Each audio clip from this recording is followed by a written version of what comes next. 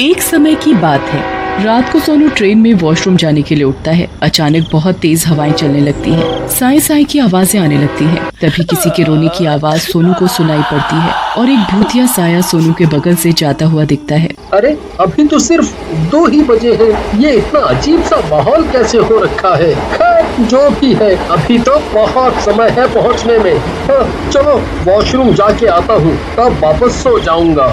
सोनू अपने कंपार्टमेंट में अपनी सीट से उठकर थोड़ा आगे जाता है तो वो देखता है कि अगली सीट पर 4 लोग बैठकर कोई खेल खेल रहे होते हैं। अरे भाई, हम ये खेल खेल तो रहे हैं, बट सोच समझ लो, कभी ये खेल हम पर ही भारी पड़ जाए। चल चल डरपोक, कैंडल जला जल्दी से और इस पेपर के बीचों बीच एक गोला बना के उसके अंदर रख दे। अरे भाई, ये तुम लोग क्या कर रहे हो? कौन सा गेम है ये? मुझे भी बताओ। भाई, ये बहुत डरावना खेल है, इसमें मरने का भी डर है। मतलब मौत का खेल? ऐसा कुछ नहीं होता, सब इंसान द्वारा बनाए गए चोचले ही हैं। भाई मैं नहीं खेलूंगा, मुझे डर लग रहा है और मुझे अभी नहीं मरना। हाँ भाई पिंकू, तू नहीं खेलेगा तो हम 3 लोग ही रह जाएंगे और फिर हम ये गेम ही नहीं खेल पाएंगे, इसलिए तुझे खेलना ही पड़ेगा। ठीक है ना भाई, वैसे तो मुझे तुम लोगों की बातें सुन के हंसी आ रही है, पर कोई नहीं, आज ये भी करके देख लेता हूँ। पिंकू वहाँ से हट जाता है और उसकी जगह सोनू बैठ जाता है। पिंकू, अक्कू, सोनू और टुन्नू मिलकर ये खेल खेलने लगते हैं। इस पेज पर मैंने पेंसिल से ये गोला बना दिया है, इसके अंदर सोनू तुम एक कैंडल जला के रखो। ठीक है, मैं करता हूँ। आप सारे एक दूसरे का हाथ पकड़ो और जलती हुई कैंडल की तरफ देखते हुए बोलो, मैं तुम्हें महसूस कर रहा हूँ, मुझे पता है कि तुम यहीं हो, अपनी मौजूदगी का एहसास कराओ। ये क्या बकवास है? खुद से ही कुछ भी। हंसो नहीं भाई, जैसे कहा जा रहा है वैसे ही करो, कंसंट्रेशन के साथ, तभी तुम यकीन करोगे। अच्छा। सारे मिलकर वापस सेम लाइंस दोहराते हैं जो सिक्कू ने कही थी। कई बार दोहराने पर अचानक उस गोले से काला धुआं सा ऊपर की तरफ निकलता है और कैंडल की लौ का रंग बदलने लगता है। देखो भाई, लौ का रंग बदल गया। तुम लोग सच में पागल हो चुके हो। आग का भी भला कभी रंग बदलता है क्या? भाई, इसे ऐसे विश्वास नहीं होगा, कुछ और तरीका अपनाते हैं इस जनाब को यकीन दिलवाने के लिए। अक्कू इस बार गोले के अंदर बुझी हुई कैंडल रखता है और सब लोग आंखें बंद कर लेते हैं और सब लोग आंखें बंद करके एक दूसरे का हाथ पकड़कर, चलो अब मेरे पीछे बोलो सारे, हमें पता है कि तुम यहीं हो, अपनी मौजूदगी का एहसास कराओ। कई बार यही लाइंस दोहराने पर अचानक कैंडल जलने लगती है और अचानक उन सबको गुर्राने की आवाजें आने लगती है। कौन है यहाँ? तुम में से कौन ये आवाजें निकाल रहा है? ये आवाजें हम नहीं निकाल रहे थे, ये वही आत्मा की आवाज है जिसे हम बुला रहे थे। अब तुम्हें यकीन हुआ या अभी भी हंसोगे? मुझे पता है, तुम में से ही किसी ने कैंडल जलाई है जब मेरी आंखें बंद थी, और ये जरूर पिंकू भाई ने आवाज निकाली होगी। बेटा, हमें पता है तुम डर चुके हो और मान नहीं रहे हो। और सब लोग ये सुनकर हंसने लगते हैं। चलो चलो, काम करो अपना, मैं जाता हूँ अब सोने, ये सारी फालतू की बातें हैं। सोनू अंदर ही डर रहा होता है, पर वो सोने की कोशिश करता है अपनी सीट पर आकर। तभी सोनू को एक साया अपनी सामने वाली सीट पर दिखता है। कौन है वहाँ? सोनू को अब अजीबोगरीब आवाजें सुनाई देने लगती हैं। सोनू डर के मारे आंखें बंद कर लेता है और जबरदस्ती सो जाता है। उसकी नींद खुलती है तो वो देहरादून स्टेशन पहुंच चुका होता है। भैया के घर आकर वो ट्रेन की पूरी घटना उन्हें बताता है। अब आप ही बताओ, कितनी सच्चाई है इसमें? खुद ही करके देख लेते हैं एक बारी। मुझे भी एक ऐसा खेल पता है, पर कभी ट्राई नहीं किया। चलो साथ में ट्राई करते हैं, पर हमें अकेले अकेले अलग अलग जगह पर ट्राई करना पड़ेगा। रात होते ही भैया के कहने पर सोनू बाथरूम में एक कैंडल लेकर अकेले जाता है और शीशे के सामने खड़ा हो जाता है। मुझे पता है तुम्हारी मौत कैसे हुई थी, आओ आके मुझे अपनी पूरी कहानी बताओ।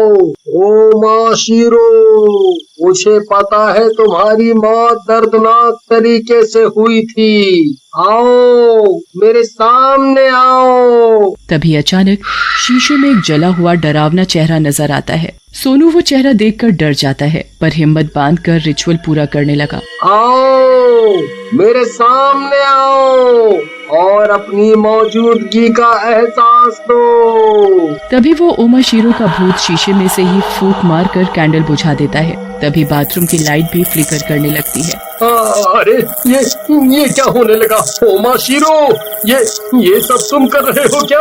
है?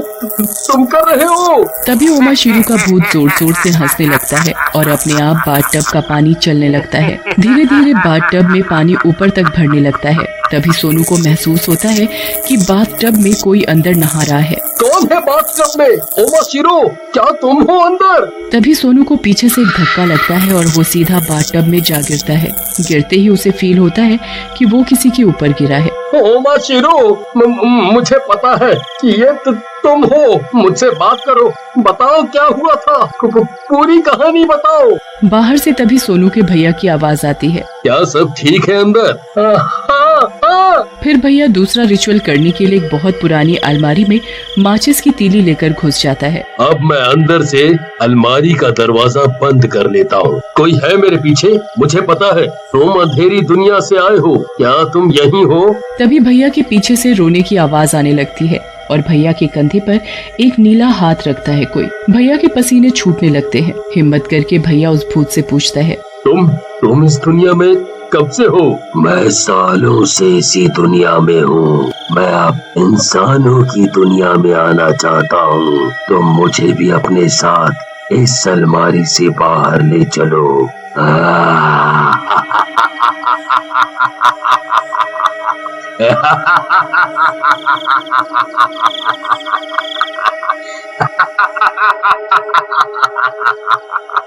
तभी सामानों के गिरने की तेज आवाजें आने लगती हैं। चीजें अपने आप हवा में उड़ने लगती हैं।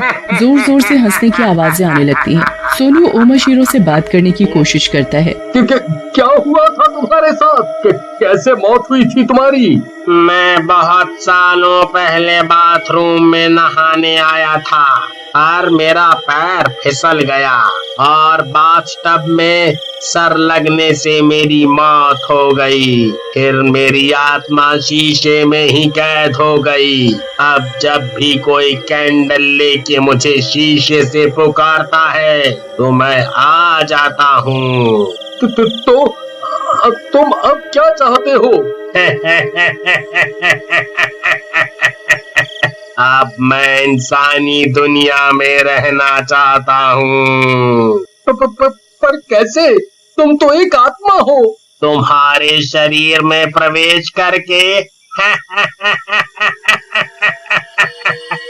आज तक जितने लोगों ने भी ये खेल खेला उन्होंने बीच में ही रोक दिया, पर तुमने इसे पूरा किया। इसलिए अब मैं तुम्हारी आत्मा इस शीशे में कैद करके तुम्हारे शरीर में बाहर रहूंगा। ये सुनकर मानो सोनू को परलोक याद आ जाता है। सोनू थर-थर कांपने लगता है और जोर जोर से भैया को बुलाने लगता है। इधर भैया अपने रिचुअल को पूरा करने के लिए सोच ही रहा होता है कि सोनू की चीखें सुनकर भैया तुरंत माचिस की तीली जलाता है और रिचुअल वहीं खत्म करके और भागा भागा बाथरूम की तरफ जाता है। ओमाशीरो सोनू का मुंह बाथटब में ही दबाने लगता है। पानी के प्रेशर से सोनू को सांस लेने में दिक्कत होने लगती है। सोनू छटपटाने लगता है। वो तेज तेज बाथटब के पानी में पैर मारने लगता है और अपने आप को बचाने की कोशिश करता है। मुझे छोड़ दे मुझे। नहीं, इतने सालों के बाद मुझे आजाद होने का मौका मिल रहा है। मैं तुझे मार डालूंगा और फिर मैं इस दुनिया से मुक्ति पालूंगा। बचाओ भैया, भैया बचाओ मुझे ये खेल अब नहीं खेलना। बचाओ। भैया बाहर से गेट खोलने की कोशिश करता है पर नाकामयाब होते हैं। सोनू, दरवाजा नहीं खुल रहा। मैं दरवाजा तोड़ने की कोशिश कर रहा हूँ। तुम बस अपने आप को पानी से बचा के रखो। पानी के अंदर अपना सर मत जाने देना। तभी ओमाशीरो अपनी शक्ति से बाथरूम की सारी टैप्स चालू कर देता है और पानी निकलने के सारे रास्ते ब्लॉक कर देता है। बाथरूम में पानी भरता ही जाता है। हे भगवान, ये मैंने बहुत बड़ी गलती कर दी। आज मुझे बचा ले, आज मुझे बचा ले। मैं प्रसाद चढ़ाऊंगा और आज के बाद कभी किसी भी शक्ति का मजाक नहीं उड़ाऊंगा। हे राम जी, पानी तो बढ़ता ही जा रहा है। ऐसे तो ओमाशीरो की शक्ति भी दुगनी हो जाएगी। सोनू, तुम बाथटब से बाहर निकलने की कोशिश करो। उस ओमाशीरो की शक्ति सिर्फ बाथटब में ही दुगनी हो सकती है। मैं जब तक दरवाजा तोड़ रहा हूँ। अच्छा, मेरे खिलाफ चाल चलोगे तुम लोग? तुम्हारी इतनी हिम्मत, अभी बताता हूँ तुम्हें। ओमाशीरो अपना एक हाथ बड़ा करके दरवाजे के बाहर निकलता है और भैया को जोर का धक्का देकर दूर फेंक देता है। भैया का सिर दीवार पर जा लगता है जिससे उसके सिर से खून आने लगता है। अब मुझे आजाद होने से कोई नहीं रोक सकता।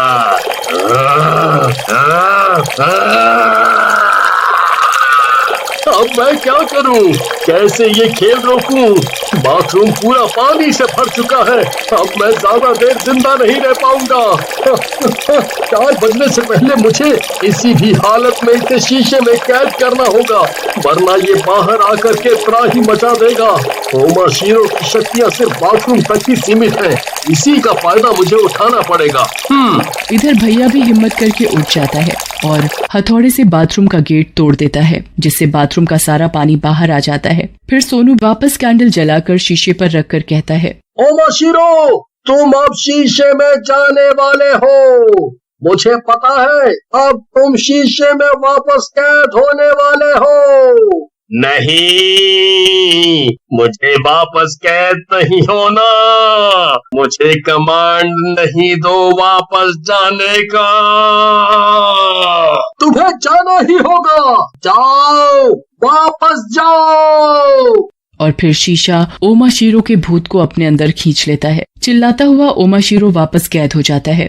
तुरंत सोनू फूंक मारकर कैंडल बुझा देता है और इस तरह ये मौत का खेल खत्म होता है।